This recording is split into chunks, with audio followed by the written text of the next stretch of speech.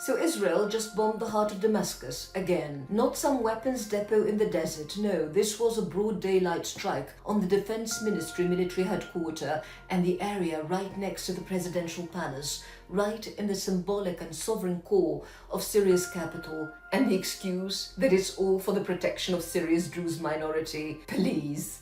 This is the same Israel that's murdered over 60,000 Palestinians in Gaza, mostly women and children, and injured over 130,000 more, that's flattened nearly 80% of Gaza's buildings, that's turned starvation into strategy and Gaza into the world's largest open-air concentration camp, a state that does this, that slaughters in Gaza, that enforces apartheid in the West Bank, that discriminates even against its own Palestinian citizens under the basic law, has absolutely no business pretending it's suddenly a champion of minority rights. And certainly not in Syria. The Druze there are Arab, Syrian, part of the nation. They've never needed protection from Israel, and they know better than to accept it. Let's talk about where Israel hit. Not Suwaida, not the mountains, but Umayyad Square, the very soul of Damascus, a place heavy with history and pride, named after the Umayyads, the first great Islamic empire, whose capital was here, not in Riyadh or Cairo, but Damascus,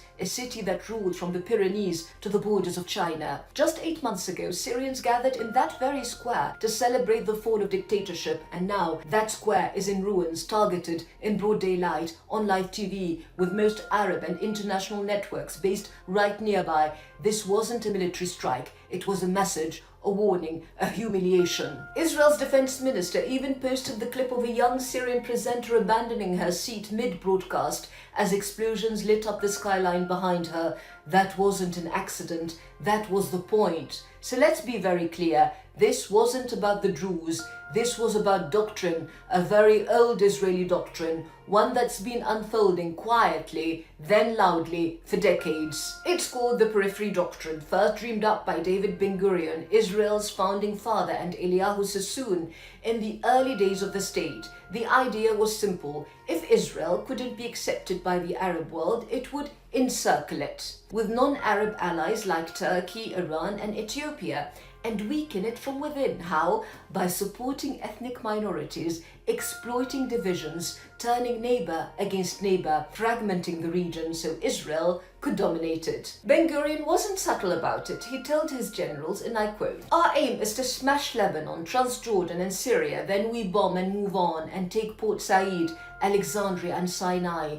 He also said, "There is no such thing in history as a final arrangement, not with regard to the regime, not with regard to borders, not with regard to international agreements. The boundaries of Zionist aspirations are the concerns of the Jewish people, and no external factor will be able to limit them. This isn't ancient history, it's the foundation of current Israeli strategy." Since Assad fell, Israel has bombed Syria more times than in all previous decades combined. It's hit military infrastructure, strategic mountains, and deepened its occupation of Syrian land. And the rhetoric today is just as unfiltered. Gideon Saar, Israel's foreign minister, declared that a unified Syria is unrealistic. Finance Minister Bezalel Smotrich said the quiet part out loud. The fighting won't end until hundreds of thousands of Gazans leave and Syria is partitioned. And Rami Soumaya, an Israeli military lecturer, spelled it out. Syria is an artificial state. Israel must cause it to disappear. They're not hiding it, they're advertising it. And as the politics of the region shifted, as Egypt made peace, Iran flipped sides after the revolution, and Turkey moved closer to the Palestinians, Israel's doctrine didn't disappear.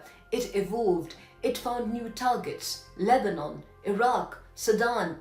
But Syria remains central. Why? Because Syria borders Palestine. Because Syrians see Palestine as part of Bilad al-Sham, not charity but kin. And because, put simply, Israel is occupying Syrian land. That's why Israel has spent the last decade grooming Kurdish and Druze factions, not out of love but out of strategy. These are the pressure points it plans to push when the time comes to break Syria apart. But now Israel isn't stopping at Arab states. Its ambitions stretch further into Iran and even Pakistan. During the war on Iran, Israeli-aligned outlets openly called for the country to be partitioned. A think tank argued Iran's ethnic diversity is a vulnerability, and Israeli voices are now talking out loud about redrawing the map from Morocco to Pakistan. Enter the Abraham Accords, billed as peace but functioning more like protectorate agreements. Israel doesn't offer defense, it demands tribute. Smotrich now openly talks about a new regional order with Israel at the center, not as a partner but as an overlord. He says Arab states need to pay for the protection Israel provides against Iran and Hamas. Israel brings the bombs and they bring their gratitude in dollars. Trump's Middle East envoy, Stephen Witkoff, dressed it up in business language. He said if all these countries work together under Israel's leadership, it could be bigger than Europe. Everyone's a business guy, he said. AI, robotics, blockchain,